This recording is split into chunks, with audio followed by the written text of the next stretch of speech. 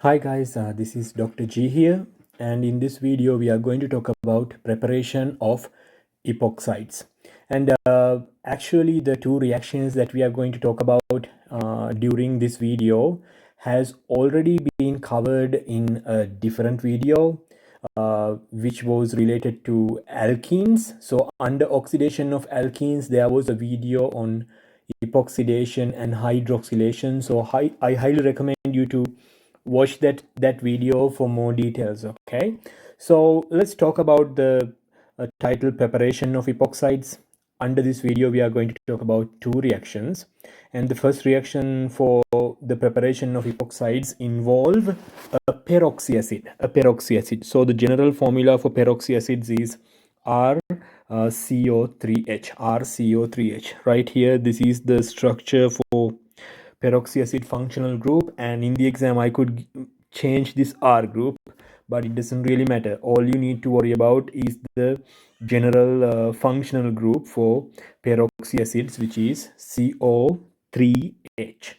And by using a peroxy acid you can easily synthesize an epoxide. Okay, you can easily synthesize an epoxide. So epoxides are basically three member rings. Okay, if you recall, epoxides are three member rings, and uh, the three member ring has two carbon atoms and one oxygen atom. Okay, three member ring involves one oxygen atom and two carbon atoms. Okay, so that is how you uh, generate epoxides. You can use the peroxy acids to generate epoxides. This reaction doesn't need anything much other than a peroxy acid and maybe an appropriate solvent like dichloromethane. This reaction, if you remember, is a syn addition. Okay, this reaction is actually a syn addition, which means it adds both. It adds the oxygen into one side.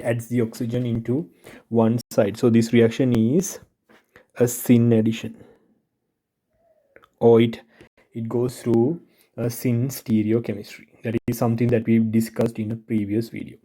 So here is another example for you. Let's take a cyclohexene ring, and then you can treat the cyclohexene with a peroxy acid, RCO3H, and it will give you an epoxide. So here is your epoxide, but it is a syn addition, so oxygen will be on one side of the ring. Okay, all right, so let's go to the next slide. The next slide basically talks about the second reaction that we use for the epoxidation. Okay, the synthesis of epoxides. Okay, this involves a halohydrine formation followed by a treatment with a base. So in this particular reaction, okay, you synthesize a halohydrine by using a halogen and water. Okay, so aqueous halogen solution is used for the halohydrine formation. Typically you use chlorine or bromine. Okay, with water. This will basically give you a halohydrine product. Okay, and this reaction right here is an anti-addition. Okay, this is an anti-addition, which means OH and the halogen will be on opposite sides of the ring. Okay, they will be on opposite sides of the ring, so this is anti. Okay, we discussed all these details in that epoxidation and hydroxylation video. Okay, so this is an anti-addition, and once you have the halohydrine, you can treat it with a base. Most bases will work. Okay, and the base will basically deprotonate the OH group, and then you will have a intramolecular SN2 type reaction. You will have an intramolecular SN2 type reaction. Okay, intramolecular SN2 type reaction giving you an epoxide. Okay, so those are the two reactions that we use for the synthesis of epoxides. And then in here I have a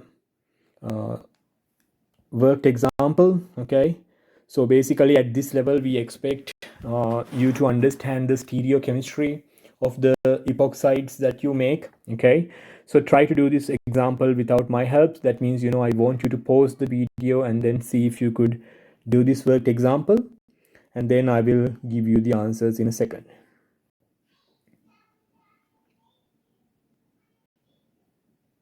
All right, in here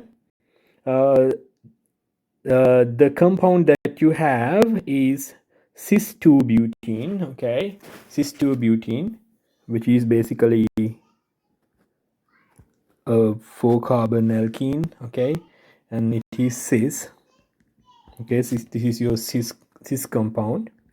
Okay, and you are treating it with a epoxy acid. Okay, you are treating it with an epoxy acid.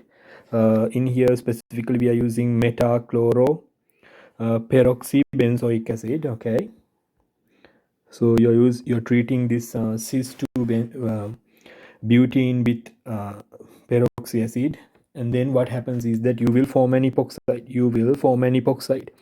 And the epoxide you get will basically block one side of the uh, double bond. Okay, so it could look like this. Okay, so if you consider the 2 carbons and the 4 hydrogens, I mean the 4 carbons and the 2 hydrogens are on the same plane, oxygen will be on top plane. Okay, so this is the expected product. So it will basically keep that cis nature, which means, you know, the 2 CH3 groups. Okay, this one and this one will be on the same side. Okay, it will be on the same side, and the 2 hydrogens will be on the same side. Okay, so you will get an R and S. Okay, so if you take a look at this stereochemistry, this carbon will be R and this carbon will be S. Okay, give me a second. One, yeah, that is correct, R and S. All right, so the other product is trans isomer. Okay, so if you had the trans isomer, okay, here is your trans isomer. Then if you treat it with a peroxy acid, it will also retain the orientation of the CH3s and hydrogens. Okay, it will retain the CH3s and hydrogens, so therefore you will get your products in here. The product that you can expect is something like this, and then the oxygen will be on the top side of the molecule. Okay, this is something that you could get. So this will be RNR or SNS. Okay, actually both RNR and SNS is possible. So this is how you identify or understand this worked example. Right, so here is the formal answer. Okay, so in here the epoxidation is in addition for a peroxy acid reaction, and the expected product for cis is R and S. Okay, because it will keep this cis orientation. And if you have the trans product, two products are possible. It could be either RNR or SNS. Okay, it could be either RNR or SNS. With that, I'm going to conclude the discussion on preparation of epoxides.